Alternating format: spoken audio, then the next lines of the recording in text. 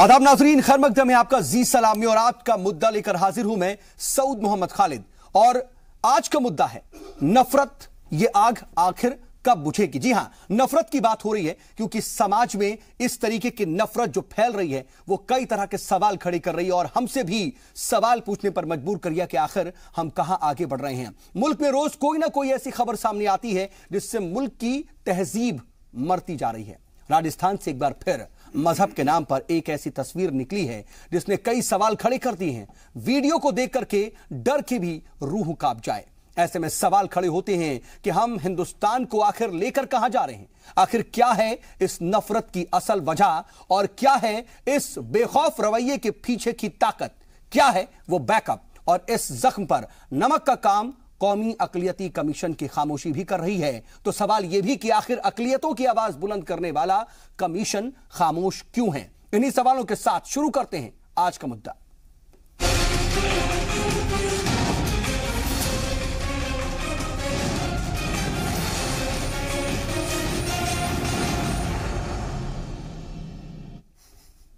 जी हां, मुल्क की विरासत को अपने आगोश में समेटे राजस्थान से फिर शर्म को शर्मिंदा करने वाली तस्वीर सामने आई है, जहां पर एक विनय मीणा नाम के नौजवान ने एक बुजुर्ग को जय श्री राम बोलने के लिए बेरहमी से पीटा है।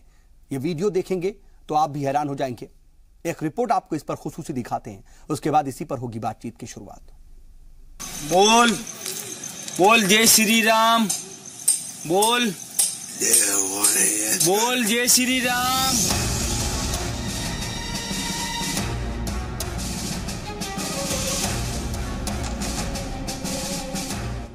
आजाद हिंदुस्तान से निकली इस तस्वीर को देखिए जिसने इंसानियत को जिंदा जला दिया, दफन कर दी दिलों की मोहब्बत, लगा दिया आग हिंदुस्तान की तहजीब में जिस पर नाज करता था ये वतन। राजस्थान के सिरोही से निकले शर्म को भी शर्मिंदा करने वाले इस वीडियो को देखिए जिसमें एक नौजवान मजहब के नाम पर बुजुर्ग को बेरहमी से पीट रहा है। बोल जय श्री राम, बोल बोल बोल जय श्री राम। हाँ बोल बोल जय श्री राम। जिसके हर तमाचे पर रो रहा है लोकतंत्र, जिसकी हर गाली पर रो रही है तहजीब, चीख उठी मादरे वतन। ये कैसी तस्वीर बना दी तुमने हिंदुस्तान की।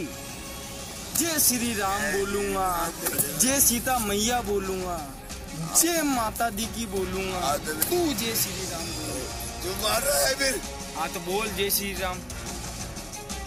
बुजुर्ग की कपकपाती आह पूछती रही, क्यों मार रहे हो मुझे? लेकिन नफरत की आग में झुलस रहा विनय मीणा नाम का नौजवान बुजुर्ग से जय श्री राम कहने के लिए मारता रहा, उसकी दाढ़ी नोचता रहा और सदियों पुरानी हिंदुस्तान की तहजीब विनय मीणा ने 3 मिनट 41 सेकंड में जलाकर राख कर दी। नफरत की आग में बना ये वीडियो उसी राजस्थान का है जहां गाय के नाम पर पहलू खान को जिंदा मार दिया गया था, जहां लव जिहाद के नाम पर शंभुनाथ ने अफराजुल को जिंदा जला दिया था। फिलहाल पुलिस ने मुलजिम विनय मीणा को गिरफ्तार कर लिया है और विनय मीणा ने अपना जुर्म कबूल कर लिया है। बुरोड सिटी थाना क्षेत्र में एक व्यक्ति जिसका नाम विनय मीणा है, इसने एक वीडियो वायरल किया था। उस वीडियो में विनय मीणा एक दूसरे समुदाय के व्यक्ति के साथ में मारपीट, गाली गलौज और आपत्तिजनक भाषा का इस्तेमाल करता हुआ दिखाई दिया था और उसकी ये भाषा दूसरे समुदाय की धार्मिक भावनाओं को आहत करने की श्रेणी में आती थी। इसकी रिपोर्ट पर हमने एक आपराधिक प्रकरण दर्ज किया और ये जो व्यक्ति विनय मीणा था, ये घटना के बाद से फरार चल रहा था। 24 घंटे से भी कम की अवधि में हमने इसको गिरफ्तार कर लिया है। मैं विनय कुमार मीणा, मेरे से कुछ दिन पहले कोई वीडियो वायरल हुई थी। मैं उस टाइम दारू के नशे में था। इससे आप किसी समाज को अगर कोई के दिल को ठेस पहुंची हो तो मैं उसके लिए क्षमा चाहता हूँ।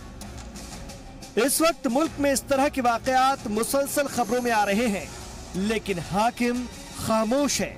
ऐसे में AIMIM सदर असदुद्दीन ओवैसी ने मुसलमानों को पाकिस्तानी कहना बंद करने को कहा और हुकूमत से दलितों की तर्ज पर मुसलमानों के लिए भी कानून बनाने की मांग की। तो आजम खान ने हुकूमत से नौजवानों को रोजगार देने को कहा, जिससे कि वो जुर्म का रास्ता छोड़कर काम पर ध्यान दें। जिस तरह SC/ST एक्ट के लिए कानून बनाया गया, ये बहुत जरूरी है कि इस तरह कानून बनना चाहिए। मुल्क को आज़ाद होकर 70 साल का अरसा हो चुका है। मुझे क्या करना है पार्टीशन से? हमारे बुजुर्गों ने तायद नहीं की उसकी, मगर बार बार हमको उसी से जोड़ना, उस मुल्क से जोड़ना।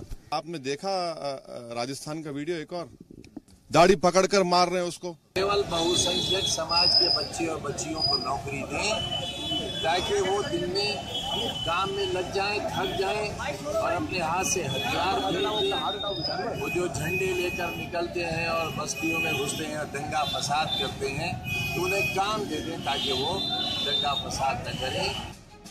तो बीजेपी लीडर विनय कटियार के बयान ने आग में घी डाल दिया। विनय कटियार ने कहा कि मुसलमानों को भारत में नहीं रहना चाहिए, उन्हें पाकिस्तान या बांग्लादेश चले जाना चाहिए। मुसलमान तो इस देश के अंदर रहना नहीं चाहिए। उन्होंने जनसंख्या के आधार पर देश का बंटवारा कर लिया, तो फिर यहाँ इस देश के अंदर रहने की क्या आवश्यकता थी? फिर उनको अलग भूभाग दे दिया गया, बांग्लादेश या पाकिस्तान जाएं, यहाँ क्या काम है? जरा सोचिए कि आखिर हम कहाँ लिए जा रहे हैं हिंदुस्तान को। शायद नफरत की लकीर पर, जहाँ इंसानियत मर जाती है। आखिर नौजवानों के रगों में कौन भर रहा है नफरत, जिससे कि दिन ब दिन हिंदुस्तान नफरत की आग में जल रहा है। आखिर क्यों मजहब के नाम पर नफरत फैलाने वाले गुंडों से सख्ती से नहीं निपटा जा रहा है? आखिर ये गुंडे किसकी शह पर धर्म के नाम पर अधर्म की किताब लिख रहे हैं और मुल्क के माहौल को खराब कर रहे हैं? मुसलमान और हिंदू की जान कहाँ है? मुजम्मिल अयूब, जी मीडिया। मैं उसको ढूंढ रहा हूँ। तो सवाल दरअसल यह है कि जो समाजी ताना बाना है, सोशल फैब्रिकेशन है, वो कहां जा रहा है? अगर वो टूट गया तो हम जो तरक्की की बात करते हैं, विकास की बात करते हैं, आगे बढ़ने की बात करते हैं, वसुधैव कुटुंबकम की बात करते हैं, विश्व गुरु की बात करते हैं, ये सब क्या बेमानी नहीं रह जाएगा अगर वो समाज, वो मुआशरा और एक समाजी ताना बाना, एक यकजहती, हमआहंगी, भाईचारा, अगर ये सब इस समाज से खत्म हो गया तो उस दिन हम तरक्की पा करके भी क्या हार नहीं जाएंगे? यह अहम सवाल है। इस पर हम जरा तफसील से बातचीत करेंगे और हमारे साथ बातचीत के लिए खास पैनल जुड़ गया है। अपने मेहमानों से आपका तारुफ करा देते हैं। हमारे साथ इस वक्त 4 खास मेहमान हैं। हमारे साथ समाजवादी पार्टी के लीडर हैं राजकुमार भाटी जी। इसके अलावा हमारे साथ बहुजन समाज पार्टी से भी लीडर मौजूद हैं नईम अब्बास साहब, और हमारे साथ इस्लामिक स्कॉलर हैं असद खान फलाही साहब, और पॉलिटिकल एनालिस्ट है हमारे साथ प्रोफेसर देवराज सिंह जी। आप सभी का बहुत बहुत इस्तकबाल है। और अपने नाज़रीन को हम बता दें कि ये बहुत सेंसिटिव इशू है और समाज में ये जो नफरत फैल रही है, उस नफरत पर हम बात करना चाह रहे हैं। हमने चाहा कि सरकारी नुमाइंदा या फिर बीजेपी की तरफ से भी कोई इसमें शामिल हो, इसमें बातचीत में अपनी बात रखे। सरकार की जो सरकार का पहलू है वो भी कम से कम इस पूरे मामले में, इस डिबेट में आए, लेकिन इस मौजू पर बीजेपी से बोलने के लिए कोई तैयार नहीं हुआ, इसलिए हमारे साथ वो नहीं है। बहरहाल हमारे साथ जो मेहमान हैं उनसे ही बातचीत का हम सिलसिला आगे बढ़ाते हैं। और प्रोफेसर देवराज सिंह, मैं आपसे ही बातचीत की शुरुआत करना चाह रहा हूं। आप तो हैं पॉलिटिकल एनालिस्ट और बात मैं समाज की कर रहा हूं, क्योंकि जो पॉलिटिक्स में होता है ना सर, उसका सीधा असर समाज पर होता है। शायद इस वक्त हम उसको नुमाया तौर पर देख भी रही हैं, क्योंकि जिस तरह की बात तमाम जो लीडरान हैं उनकी तरफ से आ रही है, उसका असर अब समाज पर दिख रहा है और उसकी जाहिरी जो सबूत हैं वो ये तस्वीरें हैं। शायद देखिए, अभी जो ओवैसी साहब ने पार्लियामेंट में वक्तव्य दिया कि यहाँ जो मुस्लिम हैं उन्हें पाकिस्तानी कहा जाता है और उन्हें लोग कहते हैं कि देश छोड़ दीजिए, तो इस तरह से ये जो स्टेटमेंट है, ये देश किसी एक जाति, किसी एक समुदाय, किसी एक सभ्यता का नहीं है। तो इस देश में सभी लोग हैं समाज के, क्योंकि जिस तरह का भारतीय समाज की संरचना है उसमें सभी को अधिकार है, सभी को सम्मान मिलना चाहिए, सभी को इज्जत मिलनी चाहिए, सभी को इसमें इस देश का सम्मान करना चाहिए। तो ऐसा नहीं है, कुछ घटनाएं हैं, कुछ उस तरह से समाज में गतिविधियां होती हैं जो सांप्रदायिक होती हैं, और उसके साथ ही साथ कुछ जो गतिविधियां हैं जिससे कि पूरा समाज ही बदनाम होता है। तो उस तरह की गतिविधियां जो हो रही हैं समाज में, उन गतिविधियों को के आधार पर पूरे समाज को हम ब्लेम कर दें तो ये समाज के साथ न्याय नहीं है। तो ये इस तरह का जो क्योंकि ऐसा नहीं है कि मुस्लिम समुदाय से भी राष्ट्रभक्त नहीं है। राष्ट्रभक्त हम देखते हैं कि मौलाना अब्दुल कलाम हमारे राष्ट्रपति रहे, वीर अब्दुल हमीद आपने देखा है, वो रहे, उन्होंने देश के लिए कुर्बानी दी है। तो ऐसा नहीं, लेकिन इस तरह के कुछ नेता हैं जो सांप्रदायिकता का माहौल क्रिएट करते हैं, और इसमें मैं सभी की बात करूंगा, चाहे जो रेडिकल लोग हैं उनकी वजह से देश में इस तरह के हालात बन रहे। लेकिन यानी कि जो कहा जाता है, चाहे वो कासगंज का मामला हो या फिर अभी दिल्ली में अंकित की बात हो या फिर चंदन की बात हो या फिर इस बुजुर्ग शख्स की बात हो, ये हेट्रेट जो है और जो नफरत है वो क्या सियासतदानों की ही देन है? अगर हम ये कहें तो क्या गलत होगा सर?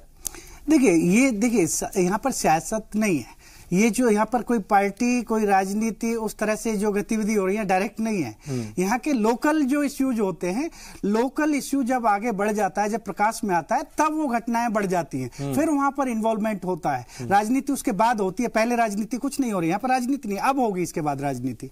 तो राजनीति का जो लेकिन सर एक बात ये भी है ना कि आखिर इतने बेखौफ रवैये के पीछे की ताकत क्या है, ये भी तो बहुत इंपॉर्टेंट है। आखिर कौन सा ऐसा एक फोर्स है, जो ड्रिवन फोर्स है, जो इस तरह के बेखौफ तरीके से किसी शख्स को इस तरीके से मारने का, इस तरीके से नाज़ेबा अल्फाज गालियां बकने का और एक बाकायदा मजहब के नारे लगवाने का दम देता है, देखिए हमारे उसकी ताकत देता है। ये बहुत बड़ा इंपॉर्टेंट सवाल है सर, इसको नहीं छोड़ना चाहिए। देखिए कहीं ना कहीं बैकअप तो है कुछ हमारे। मैं आ रहा हूं सर, बाकी और मेहमानों के पास भी जरा जाता हूं। असद खान फलाई साहब, मैं आपके पास आना चाहता हूं और समझना ये चाहता हूं कि बात देखिए सोशल ताने बाने की, सोशल फैब्रिकेशन की हो रही है, लेकिन ऐसा नहीं है। इसी समाज में अंकित कभी बेरहमी से कत्ल कर दिया जाता है और उसका गला रेत दिया जाता है, चंदन को भी मार दिया जाता है, और अब इस तरीके से एक बुजुर्ग के ऊपर मार करने का या फिर उसको पीटने का वाकया सामने आया। ये हेट्रेट जो है, ये क्या आप भी मानते हैं कि सिर्फ और सिर्फ एक मजहब के लोगों के ही खिलाफ हो रही है, या फिर दोनों ही मजहब के लोग कहीं ना कहीं एक तरीके से एक दूसरे के दुश्मन बनते जा रहे हैं, और अगर ऐसा है तो क्यों? देखिए, सबसे पहले तो मैं बात कहूं कि जो आपने अभी सोशल फैब्रिक की बात करी, एक नेशन बनता है अपने इंडिविजुअल्स को साथ में लेकर। हिंदुस्तान 2030 में एक सुपर पावर का ड्रीम कर रहा है कि हम एक सुपर पावर बनना चाह रहे हैं, और लेकिन आज के जो हालात हैं, हम देश को जिस दिशा में लेके जा रहे हैं, जिस डायरेक्शन में लेके जा रहे हैं, हम जिस स्थिति में इस वक्त हैं, हम उससे भी नीचे जा रहे हैं। क्यों? चूंकि अब हमारे यहाँ सोशल सिक्योरिटी नाम की कोई चीज नहीं बची है। हर इंसान अपने आप को इनसिक्योर फील कर रहा है, चाहे वो माइनॉरिटी का हो, चाहे वो मेजॉरिटी का। चूंकि आपने कहा कि कुछ इंसिडेंट्स ऐसे भी हुए हैं जो अंकित के कह लीजिए, चंदन के कह लीजिए, every action has its equal and opposite reaction. तो अब आप ये देखिए कि पहले इस तरह के हालात क्रिएट किए जा रहे हैं जहां इंसान अपने आप को गैर महफूज समझ रहा है कि मेरी जिंदगी, मेरे हुकूक यहां पर गैर महफूज हो रहे हैं। आपको मैं बताऊं सबसे पहले कि हिंदुस्तान के अंदर जब 1835 के अंदर लॉर्ड मैक्लाउ को ब्रिटिश एम्पायर ने भेजा कि जाके आप सोशल स्ट्रक्चर, जिसे आप सोशल फैब्रिक की बात कर रहे थे, उसका मुताला करने के लिए और उसका ऑब्जर्वेशन के लिए भेजा गया, तो उसने कहा कि यहाँ उसने जो अपनी रिपोर्ट भेजी है 1835 में ब्रिटिश एम्पायर को, ब्रिटिश गवर्नमेंट को, उसमें उसने कहा कि यहाँ के लोग कल्चरली इतने डीप रूटेड हैं और इतने ज्यादा, बावजूद इसके कि मुख्तलिफ जबानों में, मुख्तलिफ मजाहिब में, मुख्तलिफ लैंग्वेजेस और तमाम उसमें बटे हुए हैं, लेकिन ये उसके बावजूद इनका सोशल फैब्रिक और ये इतने डीप रूटेड है कि जब तक हम इनको डिवाइड नहीं करेंगे, हम तब तक हिंदुस्तान पर हुकूमत नहीं कर सकते। आज हिंदुस्तान की जो बाहरी, एक आखिरी जुमला मैं बोल दूं कि जो बाहरी ताकतें जो हिंदुस्तान को नुकसान पहुंचाना चाह रही थी, जो हिंदुस्तान की सोसाइटी को डिवाइड करना चाह रही थी, वो फेल हो गई और यहाँ की खुद की हुकूमत और खुद के लोग जो यहाँ के वो कामयाब हो गए हिंदुस्तान को बांटने के अंदर, जबान के नाम पर, मजहब के नाम पर, धर्म के नाम पर और जात के नाम पर। ठीक है, मैं वाकई ये जो तमाम पहलू हैं इनको समझने की जरूरत है, लेकिन क्या वाकई आज हमारे मुल्क की जो हुकूमत है वो इस ओर फिक्रमंद है? ये बहुत अहम सवाल है। भाटी जी, ये समाज के अंदर हेट्रेट है और वो बार बार इस तरह से सामने आ रही है, लेकिन इसके पीछे की क्या सियासी वजह है? देखिए, आमतौर पर ये नहीं कह सकते कि समाज के अंदर हेट्रेट है या घृणा है या आपसी भाईचारा नहीं है, क्योंकि ऐसी घटनाएं बहुत अपवाद स्वरूप बहुत कम हैं। आमतौर पर आज भी हिंदू मुसलमान इस देश में भाईचारे के साथ रह रहे हैं, दोनों को एक दूसरे पर विश्वास है, बहुमत। लेकिन एक भी ऐसा वाक्य ना आना नहीं चाहिए। एक आता है तो फिर 10 उससे भी मैं अगली टिप्पणी उसी पर करना चाहता हूं। ये जो इस तरह की घटनाएं हो रही है, जो आप राजस्थान का वीडियो दिखा रहे हैं या जो कासगंज में हुआ, ये बीजेपी के और आरएसएस के प्रशिक्षित कार्यकर्ता हैं, एक सुनियोजित षड्यंत्र के तहत जानबूझ के इस तरह के इशू बनाते हैं ताकि इन पर चर्चा होती रहे और जो जरूरी सवाल हैं देश के, जो इनकी सरकार से पूछे जाने चाहिए। अभी लोकसभा चुनाव आने वाले हैं, तो प्रधान ये चुनाव में जरूरी मुद्दे ना उठा के, इनके घोषणा पत्र के मुद्दे ना उठा के, इनके जो फेल्योर हैं, जिनकी जो असफलताएं हैं, उन्हें ना उठा के हिंदू मुसलमान पर चुनाव हो जाए। ये एक सोची समझी साजिश है। प्रधानमंत्री से चुनाव में ये न पूछा जाए कि आपने जो काला धन लाने का वादा किया था उसका क्या हुआ, 15-15 लाख खातों में क्यों नहीं आए, गंगा की सफाई क्यों नहीं हुई, 2 करोड़ लोगों को प्रति साल रोजगार क्यों नहीं मिला, रुपए की कीमत क्यों नहीं बढ़ी, रुपए की कीमत लगातार गिरती जा रही है, पेट्रोल डीजल के दाम बढ़ते जा रहे हैं। प्रधानमंत्री रोजगार देने के बजाय युवाओं को सलाह दे रहे हैं कि वो पकौड़े के ठेले लगाएं। सीमा पर लगातार गोलीबारी बढ़ती जा रही है, कश्मीर में आतंकवाद बढ़ता जा रहा है। ये सवाल इनसे न किए जाएं, ये जानबूझ के इनसे ध्यान हटाने के लिए विनय कटियार जैसे गैर जिम्मेदार लोगों को आगे कर देते हैं। या जो ये वीडियो आई है, मैं तो यानी कि आपके हिसाब से एक पूरे प्लान्ड तरीके से ये सब किया जा रहा है, जरूरी मुद्दों से देश का ध्यान भटकाने के लिए और चुनाव को हिंदू मुसलमान में बांटने के लिए। ऐसा है क्या? ये हम बीजेपी से पूछते, लेकिन बीजेपी से हमारे साथ कोई मेहमान नहीं है। लेकिन मैं यहाँ एक टिप्पणी करना चाहूंगा सऊद साहब। हाँ, बहुत शॉर्ट में लिखे। बिल्कुल, अभी जैसे हमारे पैनलिस्ट ने जो सवाल उठाया, बहुत बेहतरीन सवाल है, क्योंकि मैं बताऊं जहां पे लिटरेसी रेट कम होगा, और एक स्कॉलर है, बहुत फेमस स्कॉलर है, उसने कहा कि जहां की जनता जाहिल होगी, उसको धर्म के नाम पर आप कुछ भी बोलो, वो करने को तैयार हो जाएगी। ठीक है, ऐसा है क्या? नहीं, मैं बात साहब, इसके पीछे की सियासत की अगर बात करें तो सियासत तो हर कोई करता है। दलितों की बात की जाती है, मुसलमानों की बात की जाती है, हिंदुओं की बात की जाती है, तो सियासत की तो कहीं ना कहीं तस्वीर ही ऐसी है शायद। देखिए, नहीं है, बिल्कुल सियासत को इतना रंग गलत दे देना ये बहुत नाजायज है। और जिस तरीके से मोदी जी ने अपने देश का जो है इस तरीके से बेड़ा गर्क करने की कोशिश करी जा रही है। देखिए, मुसलमानों का बहुत बड़ा योगदान है हिंदुस्तान को आज़ाद कराने में। आप ये देखिए, हिंदुस्तान के जितने भी मुसलमान हैं वो बहुत मोहब्बत करते हैं अपने मुल्क से, अमन के साथ रहना चाहते हैं। 3 फैसले देखिए अभी में मोदी सरकार में 3 फैसले मुसलमानों पे आए। आप देखिए, कोई घटना या किसी तरीके का आंदोलन किसी मुसलमान ने किया हो या किसी तरीके की आवाज़ उठाई हो या देश को किसी तरीके का नुकसान दिया हो। अमन पसंद मुसलमान हमेशा रहा है और मुसलमान ने हिंदुस्तान के लिए अपनी जान कुर्बान करी है और हिंदुस्तान को तरक्की के लिए आगे लाने की पूरी कोशिश करी है। देखिए, भारत छोड़ो का नारा भी यूसुफ मेहर अली ने दिया था।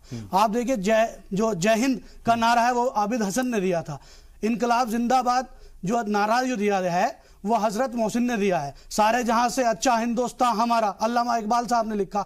सरफरोशी की तमन्ना हमारे दिल में है, वो बिस्मिल्लाह ने लिखा। आप ये देखिए, सारी चीजें मुसलमान करने के लिए तैयार। लेकिन जो यहाँ की सियासत है, जो मोदी जी की गवर्नमेंट है, आप ये देखिए, दलितों पे सहारनपुर में अत्याचार हुआ, ऊना में दलित कांड हो गया। देखो आप ये भीमा कोरे गांव में कितनी बड़ी घटना हुई, और मोदी जी, आप सर मेरी बात पूरी होने दीजिए, मोदी जी का एक बयान नहीं आया किसी भी तरीके से। और दूसरी चीज, जिन लोगों ने ये घटना को अंजाम दिया, आप बताइए किन किन लोगों पे एफआईआर दर्ज हुई और उनके खिलाफ कौन कौन से मुकदमे चल रहे हैं। और जिस तरीके की ये घटना है जो अभी आप दिखा रहे हैं राजस्थान की, इससे शर्मनाक कोई घटना नहीं हो सकती है। और आप देखिए कि हिंदुस्तान में जो नफरत फैलाने की कोशिश अगर कोई कर रहा है तो सिर्फ और सिर्फ बीजेपी के लोग कर रहे हैं, और बीजेपी के लोग इसको सहारा दे रहे हैं। जो मंत्री है अपने मंत्री उनका सपोर्ट कर रहे हैं। सऊद जी, मेरी बात देखिए ना, जो आपने बात उठाई वो वाकई सबसे ज्यादा अहम है कि अगर वजीर आजम के सामने से इस तरह के वाकयात सामने से गुजर रहे हैं तो वो आखिर इस पर जवाब क्यों नहीं दे रहे? क्योंकि हम देख रहे हैं पार्लियामेंट में शेर व शायरी का जवाब उनकी तरफ से आ जाता है, लेकिन इतने हसास मौजू पर उनका जवाब नहीं आना बहुत कुछ बयां करता है और कहीं ना कहीं अफसोसनाक भी नजर आता है। सर, मैं आऊंगा आपके पास, मुझे एक ब्रेक पर जाना है, लेकिन अपने नाजरीन के लिए, जो हमारे साथ जो नाजरीन अभी अभी जुड़े हैं, वो भी कम से कम ये देखें, और आप सबके लिए भी जरा एक बार फिर से वो वीडियो हम दिखाते हैं, वो वीडियो देखिए और खुद एहसास कीजिए कि आखिर हम कहां जा रहे हैं। बोल बोल जय श्री राम, जय श्री राम, बोल जय श्री राम, बोल बहन के लंड जय श्री राम, बोल जय श्री राम, बोल बोल जय श्री राम, जय श्री राम, बोल जय श्री राम, जय श्री राम, बोल जय श्री राम, जय श्री राम, बोल बोल जय श्री राम। मैं विनय कुमार मीणा, जय श्री राम बोलेगा आज, बोल जय श्री राम, हाँ बोल जय श्री राम, कोने में बोल जय श्री राम, जय श्री राम, बोल जय श्री राम, बोल बोल जय श्री राम।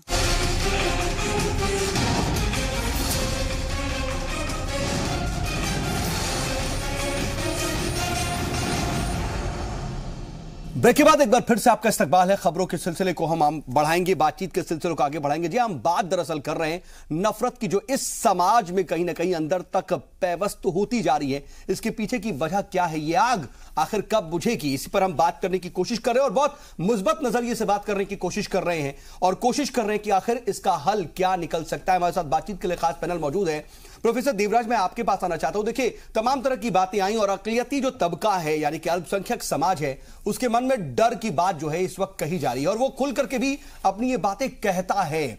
लेकिन आज जिस तरीके से देखिए, बकायदा असदुद्दीन ओवैसी ने इसके ऊपर एक एक्ट बनाने की भी बात की, कानून बनाने की बात की कि अगर कोई पाकिस्तानी कहता है किसी मुसलमान को तो उसको जेल होनी चाहिए। लेकिन क्या वाकई सियासी जो एक इच्छा शक्ति है, कुव्वत इरादी है, वो इस मसले का हल करने की इस वक्त नजर आ रही है, कम से कम मौजूदा हुकूमत की नजर आ रही है? देखिए, मैं फिर एक बार कहूंगा कि जो रेडिकल लोग हैं, कट्टरपंथी लोग हैं, वो लोग इन मुद्दों को उठाते हैं देश में। चाहे किसी को भी ले लीजिए, चाहे हिंदू संगठनों से ले लीजिए, चाहे मुस्लिम संगठनों से ले लीजिए, तो वो वहां से उठता है वो मुद्दा। लेकिन कुछ ही लोग ऐसे हैं जो समाज में इस तरह के आंदोलनों को लेके चलते हैं, समाज में वैमनस्यता फैलाते हैं। समाज इससे नहीं चलेगा। और जहां तक ये जिस तरह से संरक्षण देने की बात है, ओबीसी जी कह रहे हैं कि एसटी/एससी की तर्ज पर एक एक्ट बने मुसलमानों के लिए भी और उससे उनका प्रोटेक्ट हो, वो इस तरह का प्रोविजन हो। तो इसके लिए जो मुद्दा है पहली बार आ रहा है, उससे पहले कभी इसकी मांग नहीं आई है। तो इस पर भी बहुत सारी चीजें आएंगी, क्योंकि वो जो मुद्दा है वो जाति का मुद्दा है, यहाँ पर कम्युनिटी का मुद्दा है, यहाँ पर स्वाभिमान का है मुद्दा, वहां भी स्वाभिमान का है, लेकिन उनका भी जो मुद्दा है वो जाति वाला है, यहाँ पर कम्युनिटी वाला है। तो यहाँ पर जो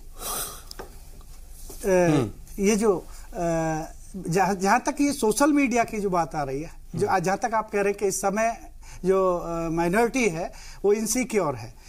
देखिए, ये सारी चीजें आप डाटा देखिए, एक साल में अगर हम देखें तो क्या माइनॉरिटी पहले से सारी चीजें मिल रही हैं? माइनॉरिटी का विकास हो चुका है? माइनॉरिटी को क्या क्या चीजें मिल गई हैं? क्या उनके लीडरशिप पनप गई है आज तक? तो बहुत सारी चीजें हैं जो सारी चीजों को देखना होगा माइनॉरिटी। जी हाँ, देखिए, अभी तो खैर होम मिनिस्ट्री की खुद रिपोर्ट आई कि फसादात जो हैं वो बीजेपी की जो रियासतें हैं उनमें बहुत ज्यादा बढ़े हैं पिछले साल के 2016 के मुकाबले में 2017 में। इसके अलावा ये भी बात सामने आई कि यूपी में सबसे ज्यादा फसादात हुए फिरका वाराना।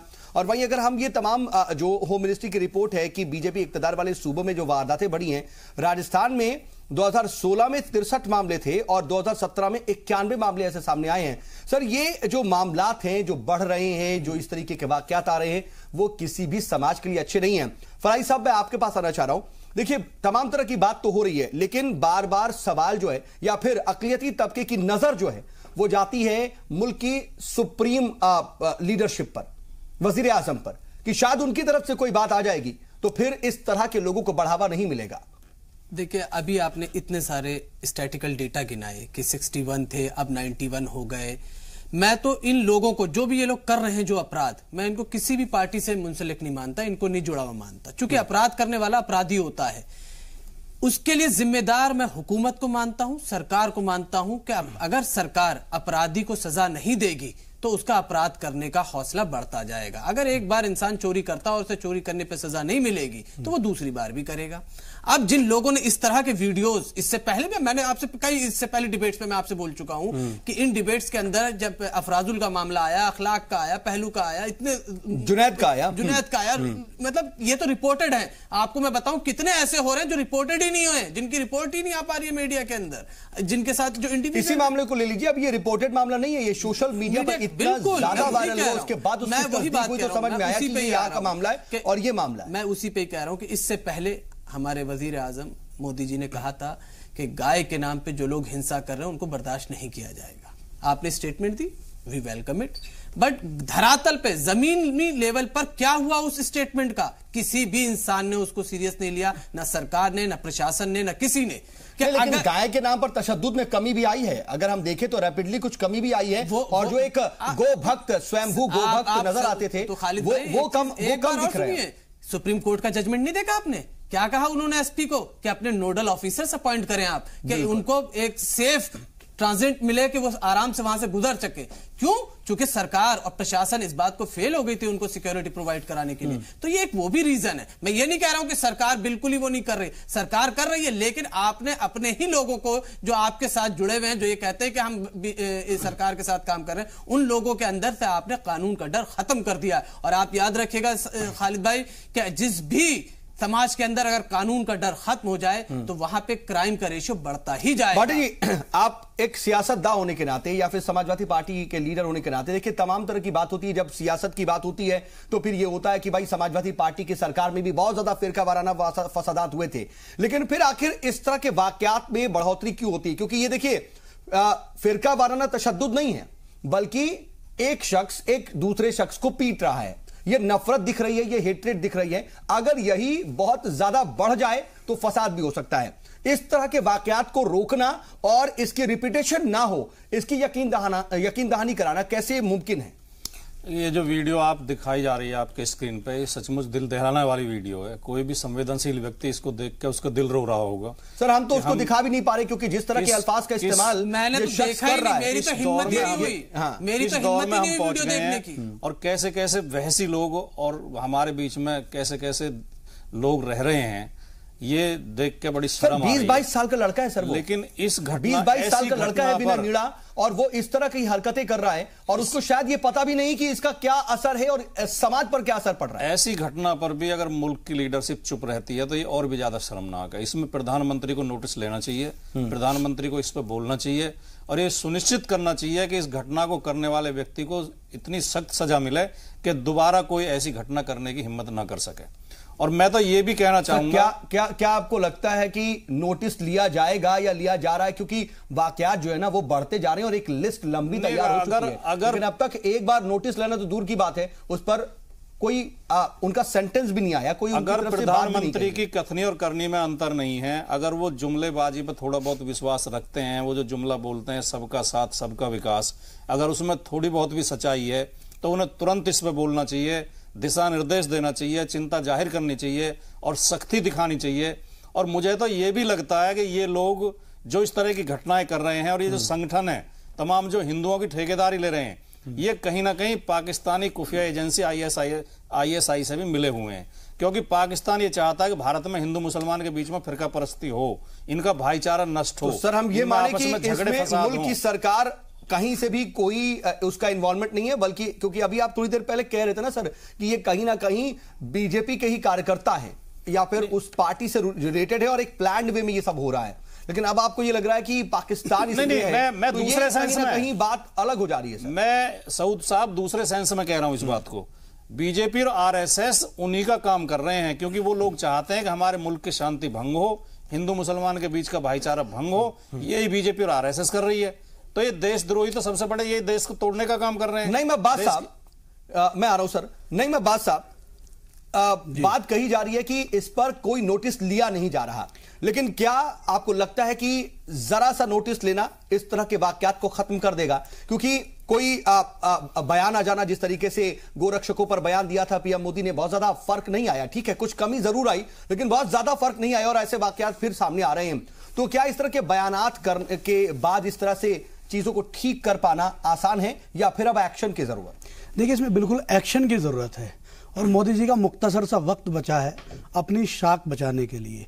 दूसरी चीज़ है, जनता को जिस तरीके से उन्होंने झूठे वादे कर करके इस तरीके देश को गुमराह करने की कोशिश की है, और मैं बिल्कुल भाटी जी की बात से सहमत हूं कि ये बिल्कुल पाकिस्तानी एजेंट है। और आपने देखा होगा मध्य प्रदेश में 11 लोग थे, जिसमें ध्रुव सक्सेना और बहुत सारे लोग थे, मेरे पास लिस्ट है उनकी, वो ISI के एजेंट थे। वो मैं ये बिल्कुल समझ गया हूं कि बीजेपी इस कांड को खुद करा रही है कि वो ऐसे लोगों को ISI के एजेंट बना करके हिंदुस्तान की आवाम, हिंदुस्तान की जनता में हिंदू मुस्लिम फसाद पैदा करना चाहती है। और जिस तरीके से ये माहौल बनता जा रहा है हिंदुस्तान के अंदर, ये बहुत ही ज्यादा खतरनाक है। आप डोकलाम को देख लो, चीन ने बिल्कुल वहां पे हमारी सीमा पर बिल्कुल रोड बना लिया है और गोलाबारी इतनी हो रही है, कम से कम 800 नौजवान हमारे जो सैनिक है वो शहीद हो गए। उस पर आज तक छप्पन इनका सीना वो कहीं दिखाई नहीं दे रहा हो। जब 10 सर लाने की बात करी जा रही थी, 10 सर में से आज भी 1 सर नहीं लाया जा रहा। अभी 4 जवान हमारे शहीद हो गए, उस पर मोदी जी ने कुछ जवाब नहीं दिया। सिर्फ हाँ ये कहा जा रहा है कि हम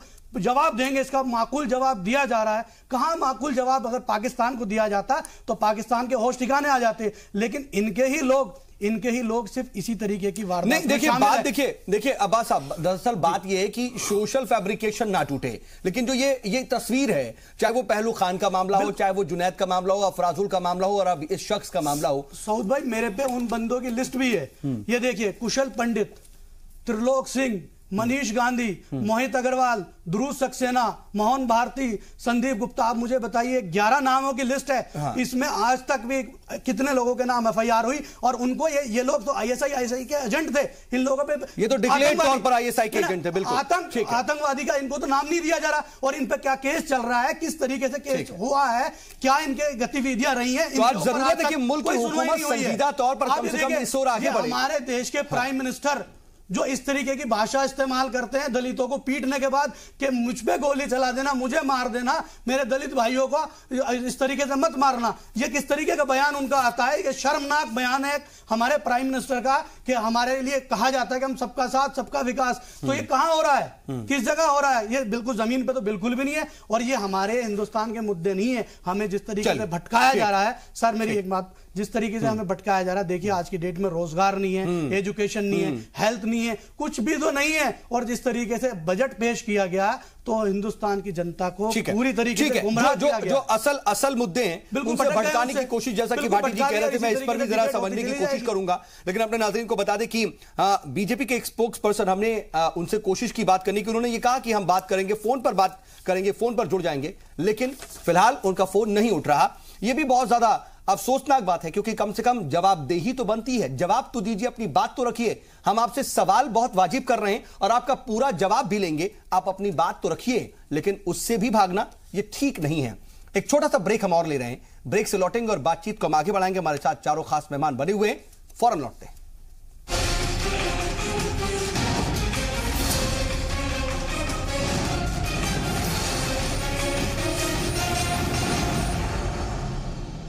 ब्रेक के बाद एक बार फिर से आपका इस्तकबाल है। हम बात कर रहे हैं आखिर कि क्यों इतनी ज्यादा नफरत समाज के अंदर, मुआशरे के अंदर फैल रही है कि लोग एक दूसरे से बहुत ज्यादा नफरत कर रहे हैं और एक दूसरे के खून के भी प्यासे बन रहे हैं। हालांकि पूरा समाज ऐसा नहीं है, समाज में हर कोई ऐसा नहीं है, लेकिन कुछ चंद लोग इसमें जहर घोलने की जो कोशिश कर रहे हैं। हमें उस जहर को निस्तनाबूद करना है और हम कोशिश यही कर रहे हैं। हमारे साथ बातचीत के लिए खास पैनल मौजूद है।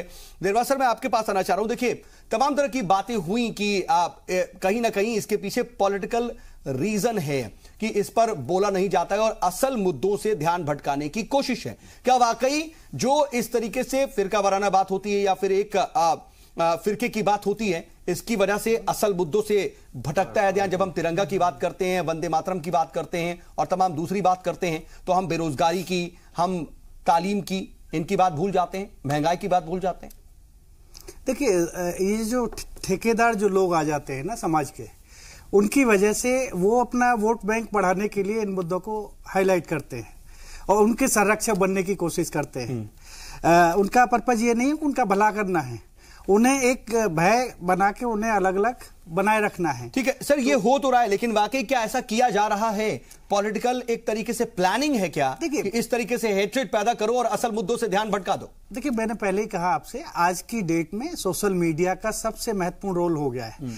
छोटी सी घटना कहीं भी घटती है वो वायरल, इतने वायरल आपने वीडियो देखेंगे कि आप डेली पहले तो किसी जो न्यूज आते थे वो न्यूज किसी स्टेट में मिलता था, आज आप पूरे डिस्ट्रिक्ट में भी देखें तो इस तरह की घटनाएं बहुत सारी मिल जाएंगी जो घटनाएं घटती हैं। अब कौन से को हम देखते हैं, किसको हम सोसाइटी में ज्यादा चल जाता है, एक्टिविस्ट किस पर ज्यादा एक्टिव हो जाते हैं, कौन सा हमारे इंटरेस्ट का आ जाता है मुद्दा, ऐसी और भी बहुत सारे वीडियो होंगे और समाज के भी होंगे। लेकिन यहाँ पर कम्युनिटी के नाम पर उस तरह से भी हम देख सकते हैं कि बहुत सारे जो इस तरह के एक्सप्लॉयटेशन होते हैं। बात सर जब मजहब की आती है और राष्ट्रवाद यानी नेशनलिटी की आती है तो शायद सारे मुद्दे जो हैं वो फीके पड़ जाते हैं, ये भी ऐसा देखने को मिलता है और शायद मुल्क की सियासत इस बात को अच्छी तरह से समझती है। हाँ, इस बात को मैं पहले ही कह रहा हूं कि जो जैसे हम नॉर्थ इंडिया को देखते हैं तो नॉर्थ इंडिया में कास्ट की पॉलिटिक्स रहती है। अगर यहाँ पर नेशनलिज्म की पॉलिटिक्स आ जाती है तो फिर वो कास्ट सेकेंडरी हो जाती है। तो फिर यहाँ पर जो भी होता है तो ये एक ठीक है सर, ये एक राष्ट्रवाद। तमाम बातें तो हो गई, लेकिन सर सॉल्यूशन क्या है ये बहुत इंपॉर्टेंट है और वक्त थोड़ा कम है, इसलिए हम कम से कम इस सेगमेंट में सॉल्यूशन की बात करें कि अगर ऐसा है तो कैसे इसे ठीक किया जा सकता है। एक पॉलिटिकल एनालिस्ट होने के नाते आप क्या देखते हैं कि सियासी तौर पर क्या कदम उठाए जाएं, सिर्फ सरकार की तरफ से नहीं, अपोजिशन की तरफ से? देखिए, सियासी तौर पर ये जो देश की जिस तरह की संरचना है, समाज के सभी वर्ग के लोगों को इसमें न्याय मिले, सम्मान मिले और उनको अधिकार मिले, उनको प्रोटेक्शन मिले, तो किसी के साथ ये सरकार की जिम्मेदारी होती है, पार्टी की नहीं।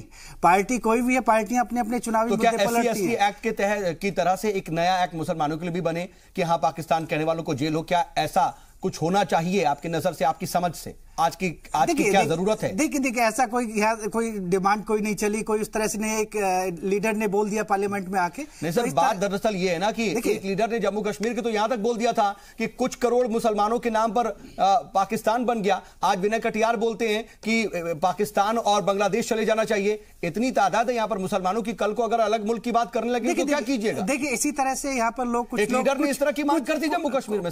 कुछ लोग हैं जो बोलते पाकिस्तान जिंदाबाद, बहुत सारे इस तरह के वक्तव्य भी आते हैं, तो उन लोगों को भी तो उस तरह से जो बोलने का अधिकार नहीं है, जो समाज जो अपने देश में रह रहे हैं उस तरह से बात करेंगे तो वो दोनों तरफ से होता है उस तरह से, तो उसके एक्शन में रिएक्शन भी है। एक बात जोड़ दूं, अगर कोई व्यक्ति किसी भारतीय से पाकिस्तानी कहता है या भारत विरोधी कहता है, उसके लिए कानून मौजूद है, वो आईपीसी की धारा 500 के तहत मानहानि का केस उस पर कर सकता है, कम से कम इतना तो कर ही सकता है। मानहानि है ये किसी व्यक्ति के ऊपर। लेकिन एक क्रिमिनल एक्ट के तौर पर बनाने की बात की जा रही थी, उसका फंडामेंटल राइट भी है, मौलिक अधिकार भी, बिल्कुल सही बात है। लेकिन फलाई साहब जी देखिए, अभी आपने सवाल बहुत अच्छा पूछा कि इसका हल क्या है, कैसे हम इस तरह के हादसात को जो आए दिन हमारे साथ गुजर रहे हैं हमारे देश के अंदर। देखिए, सबसे पहले तो हमारे को लोगों के अंदर ये भावना पैदा करनी पड़ेगी कि सबसे पहले भारतीयता है, हम सब पहले हिंदुस्तानी हैं, उसके बाद हमारी सेकेंडरी आइडेंटिटी बनती है कि हम किस जबान को बोलने वाले हैं, किस मजहब को मानने वाले हैं,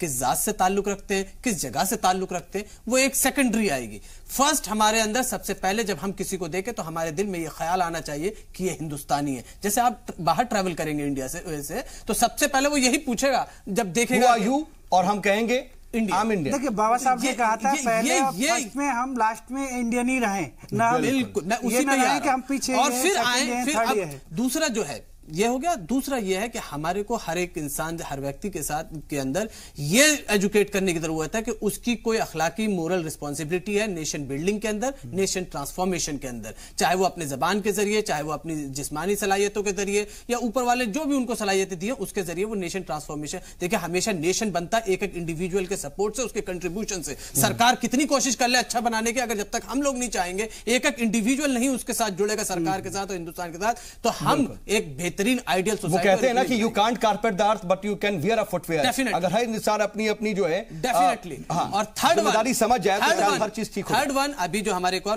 फेलो भाटिया साहब ने कहा, मैं उसी की बात कहूंगा। इससे मैं बहुत बार कह रहा हूं सर, एक ना एक ऐसे इस कल्प्रिट को, जो इस तरह के परपेट्रेटर हैं, जिन्होंने इस तरह के क्राइम को अंजाम दिया, हीनियस क्राइम, इबरत देने की जरूरत है, उनको इबरत देने की जरूरत है, ताकि आने वाले लोग जो इस तरह का कभी करने की सोच भी ना सके। अगर चूंकि ऐसे हादसा हो रहे हैं, अभी तो ये शख्स हीरो बन के बैठा हुआ है कि हम बात कर रहे हैं और उसको मजा आ रहा होगा कि हम उसके बारे में बात कर रहे हैं, वो इस इंपॉर्टेंस को एंजॉय कर रहा है। ये नहीं समझ पा रहा है कि हम उसे एज अ क्रिमिनल बात कर रहे हैं, एज अ हेट्रेड बात कर रहे हैं कि वो इंसान समाज को खराब कर रहा है। खालिद साहब, एक बात और ऐड कर दूं, एक आप कह रहे हैं ना हम बात करें, आप उसको इस एक्ट से ये देखें कितने ऐसे लोग और निकलेंगे वही बात मैंने कहा भी ऐसी करना चाहिए, बात कही थी। ठीक है बाटी जी, मैं आपके पास आना चाह रहा हूं कि ये सॉल्यूशन की जो बात हो रही है, सियासी तौर पर किस तरीके के इकदाम उठाए जा सकते हैं इस तरह के मामला सामने ना आए इसके लिए?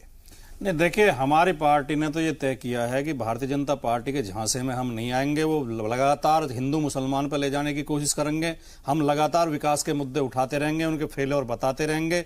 प्रधानमंत्री नरेंद्र मोदी ने जो देश के साथ धोखा किया है 5 साल में, 5 साल के अंदर जो उन्होंने जो वादे किए थे चुनाव घोषणा पत्र में, जैसे कि अभी मांग हुई कि मुसलमानों को कोई पाकिस्तानी कहे तो उसके खिलाफ कानून बनना चाहिए। मैं तो कहूंगा अगर कोई व्यक्ति अपने घोषणा पत्र में किए हुए वादों को पूरा न करे, उसके खिलाफ भी कानून बनना चाहिए। ऐसे लोगों को चुनाव का अयोग्य ठहराया जाना चाहिए।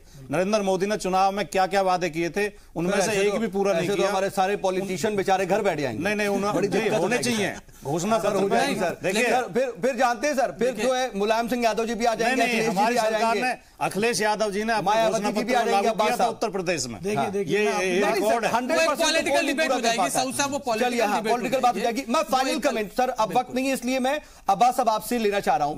जो तमाम बातें कही जा रही हैं सॉल्यूशन के लिए 10 सेकंड में। देखिए, सॉल्यूशन ऐसे ही हो सकता है कि हमारे देश के जो प्राइम मिनिस्टर हैं वो अपनी करनी में कर्म करें, ना के वादे ना करें उल्टे सीधे, और झूठे जितने वादे उन्होंने करे हैं ना, उन झूठों को बिल्कुल सच्चा करके दिखाएं कि भाई मैंने जो बोला है, और कम से कम ऐसी बातें ना करें जिससे समाज में इस तरह का हिट। आप एक छोटा सा शेर में उनकी शान में पढ़ रहा हूं कि झूठों ने झूठों से कहा है सच बोलो, सरकारी ऐलान हुआ है सच बोलो, और घर के अंदर ही झूठों की एक मंडी है, ऐसा कह दूं कि बीजेपी के अंदर ही झूठों की एक मंडी है, दरवाजे पे लिखा है सच बोलो। ठीक।